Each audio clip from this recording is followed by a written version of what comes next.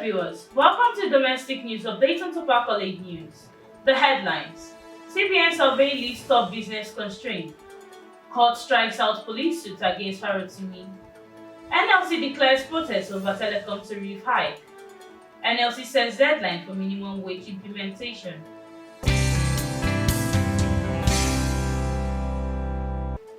In business, a recent Central Bank of Nigeria survey highlighted key business constraints in December 2024, including high bank charges, poor infrastructure, unfavorable economic conditions, insecurity, and limited access to credit. Despite these challenges, the Business Expectation Survey revealed an optimistic outlook for the broader macroeconomic environment, with firms expressing confidence in exchange rates, business activity volume, and other volumes. The survey noted that businesses were optimistic about the Naira's appreciation in the coming months and expected increased employment in early 2025. Sector analysis indicated agriculture as the most promising area for expansion in January. Respondents identified energy costs, exchange rates, and transportation as key drivers for inflation concerns, but expected inflation to ease gradually in the coming months. Now in politics, the Federal High Court in Edo-Ekiti has struck out a cybercrime suit filed by Inspector General of Police Kayode against activist lawyer Dele Farotimi. The suit, which was based on an interview Farotimi gave about his book Nigeria and its Criminal Justice System, was withdrawn by the police after the Compliance Affair Babalola requested the case be dropped. The court action followed a petition from Babalola, who claimed defamation by Farotimi's book. Despite the withdrawal, Farotimi's lawyer Adeyinka emphasized the need for proper use of the law to prevent its abuse for personal or political motives. Still in politics, the Nigerian Labour Congress has announced plans for a nationwide protest on February 4, 2025, in response to the Nigerian Communications Commission's approval of a 50% telecom tariff hike. The NLC condemned the increase, calling it an unfair burden on Nigerians already facing economic hardship. Civil society organizations have joined the NLC in supporting the protest. NLC President Joe Ajaero stated that if the tariff hike is not reversed, a nationwide boycott of telecom services would follow. However, telecom operators argue that the increase is necessary to improve service quality. Despite the opposition, telecom regulators maintain that the decision was made after an extensive consultation and is here to stay. More on politics, the Nigerian Labour Congress has warned state governments and employers of labour to implement a new national minimum wage of 70,000 naira, along with necessary salary adjustments by the end of the first quarter of 2025, or face serious consequences. Comrade Mohammed Ibrahim, President of Senior Staff Association of Nigerian Universities, emphasized that any delay or manipulation of wage payment will be met with strong action. Ibrahim criticized the insincerity of some employers in implementing the wage law and assured that measures will be taken to ensure compliance. Ibrahim further called for unity within the union, highlighting the need for continued training and better funding for institutions. You are watching a domestic update on Top College News. Do stay with us. Still to come.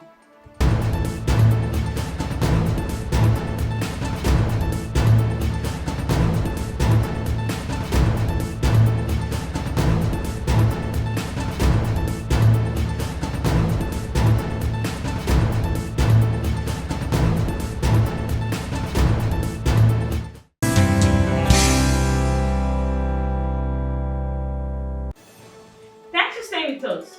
In security, the Nigerian Air Force has carried out successful airstrikes eliminating a number of Boko Haram terrorists in BORNO State.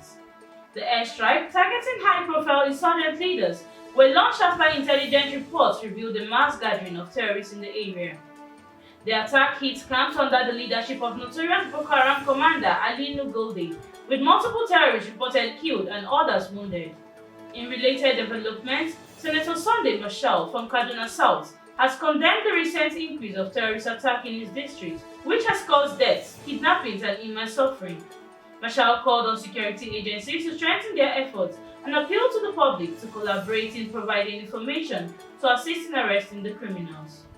Now moving to education, former Nigerian Labour Congress President Comrade Ayuba WABBA has strongly cautioned the Nigerian government against plans to scrap out the Tertiary Education Trust Fund, describing the move as a disastrous one for universities and institutions. WABBA warning comes amidst deliberation in the National Assembly on tax reform bills, which propose reducing TETFUND's allocation starting in 2025 with the eventual plan to phase it out by 2030. He emphasized that TETFUND has been crucial in funding critical infrastructure, staff training, and maintaining the quality of education in Nigerian universities, especially in the face of limited national budgets.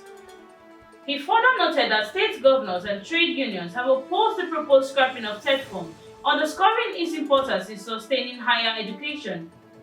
WABBA also discussed the significance of collective bargaining in resolving labor disputes, urging government engagement in good faith with unions to avoid strike. Now on entertainment. Nigerian singer BLACKFACE has penned an open letter to his former bandmate Tuface Idibia and his wife Annie Idibia amid their ongoing divorce issue. In a post shared on X, BLACKFACE urged the couple to maintain decorum and civility as they navigate their separation, emphasizing the importance of setting a good example for younger generations. He acknowledged every relationship faces challenges, but encouraged the couple to handle their matters with grace. BLACKFACE also expressed his hope for strength and peace for both parties, sending his regards to the families and love to the children. Now moving to sports, Napoli has turned down a £65 million offer from Galatasaray for Nigerian striker Victor OSIMHEN. The Turkish club, which currently has OSIMHEN on loan, attempted to make the deal permanent, but fell short of his £75 million release clause. OSIMHEN, who has been in excellent form for Galatasaray, netting 16 goals and providing 5 assists in 20 appearances, joined the Turkish giants on a loan deal. However, a compensation clause in the agreement means Galatasaray could acquire him for £75 million in January, while other clubs will need to trigger a higher £81 million release clause. OSIMHEN has publicly stated his intention to complete his loan spell at Galatasaray until the end of the season. That concludes our domestic news updates for today. Stay tuned for more domestic news and developments. Thanks for joining us. I am Blessing Bessie. Connect and engage with us on all our social media handles. Do have a wonderful day.